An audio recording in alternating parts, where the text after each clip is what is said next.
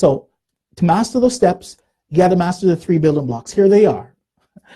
Names of the keys of notes. So obviously your volume 1 of CD4 from the foundation, you know the names of the keys of your notes. I may have to do a test on you, right? So we don't have to go into that, but everybody should know how to play their notes, okay?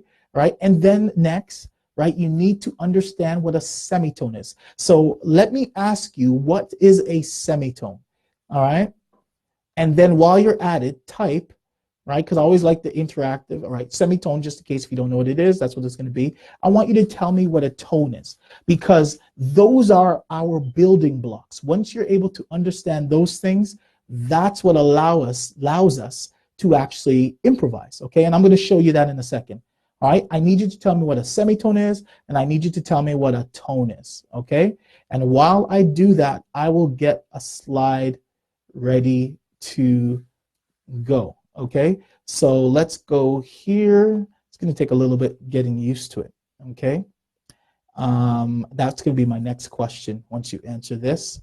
All right, so I'm going to show you, even at the level that you're at in terms of your volume 1 CD4 in terms of the foundation, basically we're going to still be able to improvise, okay? But depending on what you know, okay? So I'm just going to wait for your answer. Just type in the chat box what is a semitone and what is a tone. Half a tone from the reference note.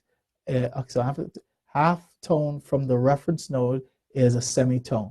Okay, I think I know what you're talking about. And the tone is 2 keys from the reference key. Exactly. All right, and never leave out the part where it's above or below. All right, so that part is very important to have. Okay, so now that we understand that, in terms of improvising, now there's different types of improvising. There's improvising where you can improvise, you know, with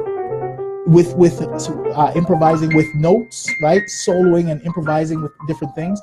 Or there's improvising where you can improvise with chords. So instead of going, you can go,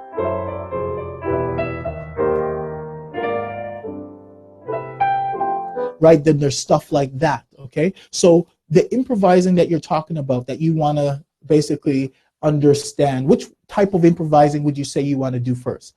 The chord improvising, or let's say the soloing improvising? Just tell me that, and let me see if I can tailor make something for you right now.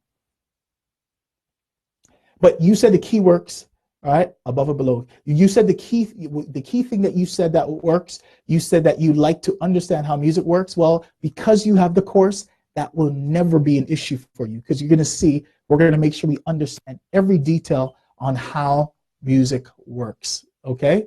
So right now, I'm going to wait for your answer, right? I see that there's like a little bit of a lag, but I know it's coming along.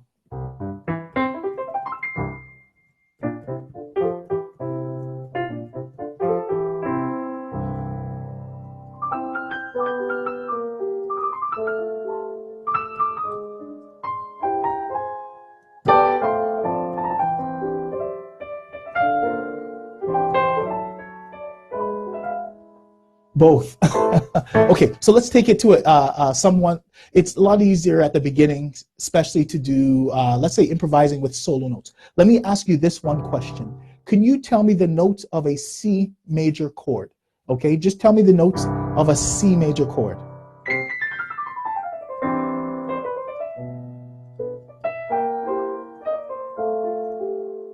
How music works is why I bought your course. Exactly.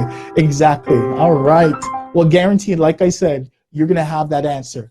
All right. And just because I have you here, if you had prior experience, just trust me. Even if you have 20 years of playing experience, you are starting from the beginning, right? Just get that out of the way. Just master your foundation, because you're going to see that music can be very easy once you understand it, right? So just master all those basic things, because it's going to take you very far. All right, but what I want you to do, I want you to type the notes of a C major chord, okay?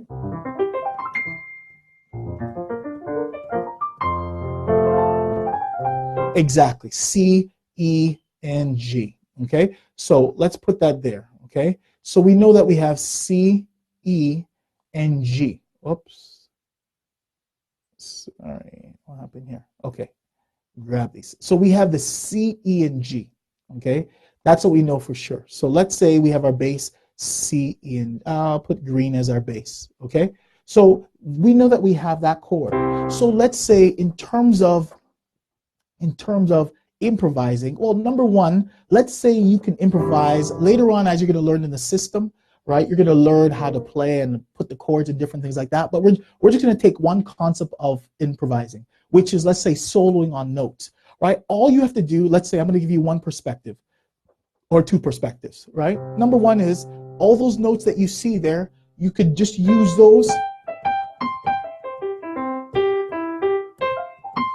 kind of boring, but you just solo with all of those notes. That's basic. However, later on, you're going to learn something what I call an approach. An approach is just something you take to get to where you're going. So for example, when I asked you what a semitone was, you told me what it was, right? Right. Okay, you have, okay, you said that you have 20 years of guitar experience. Great. I'm trusting your course and method. That's right. You're going to see how it's going to make a lot more sense. And if you haven't mastered your fretboard, guarantee you after going through the NQ music system, your fretboard will be mastered. Okay. So let's say if you take an approach is just a type of thing that you can do. So let's say these notes in blue, those notes are our destination. Okay. So what I'm going to do is do one thing that you're going to learn a little bit later in volume 4. Don't skip ahead. Right? You want to be able to have the ability. But let's say I'm going to take a one semitone approach coming from below every one of these notes. So you'd have to know what's one semitone below C. Obviously, we know it's B. What's one semitone below E? Obviously, we know it's E flat. What's one semitone below G? Obviously, we know it's F sharp or G flat, depends on what you call it, right? Eventually in volume 2, we're going to label everything as numbers, but right now I'm just going to speak at this level. So what does this do? So let's say if I'm playing my major chord and want to improvise, now obviously then I can have, right? And I can go to my G, to my C, to my E, right? So therefore, all I just did, I did an approach going to the G, which I'd say trying to get to my 5. And then I tried to get to my C, which is trying to get to my 1. And then I went to my 3. And then I just repeated it. Right? However, what you do is, let's say I decided that's going to be my approach, how I'm going to be approaching the chords. So what can happen is that works on every chord that I'm going to be doing, okay? So let's say if I'm going to be playing my C major chord, and then I'm going to go to my F major chord. So let's say I don't think I'm going to lose this stream, but let's do this, okay? All right, a little bit darker, but that's anyways, you can see what I'm saying. So let's say if I did my C major chord, and then my F, even though I prefer to put it into the number language, because that's really the real language of music. So let's say that. So what's going to happen on all of these chords, I'm just going to decide to just do, now this is obviously basic, but you get the idea. I'm just going to decide to do an approach. So similar to what we have here, right? I'm going to do that same semitone approach coming from below the notes of that chord, okay? So the notes of this chord, F, when you know the F major chord, I'm going to also take one semitone below, but I'm going to do it coming from the 5 of that chord, which would be the C, which would be the 1, all right? But anyways, I'll speak in the letter language, because when we get to volume 2, we'll only be talking on number language, because that's really the real language of music. So therefore, I'm going to do the same thing, right? And then I go to my G, right? All I'm doing is I understand the basics, and I'm just going to improvise on that. So basically, if I went, let's say if I went, go to my 4, my F, and then go to my G, and then go to my C, 1. So basically would be like this. It would be like, oh, I'll just do it slow. Let's do just the chords. F, G, back to C, right? If I started to get to my E, to G, to the C.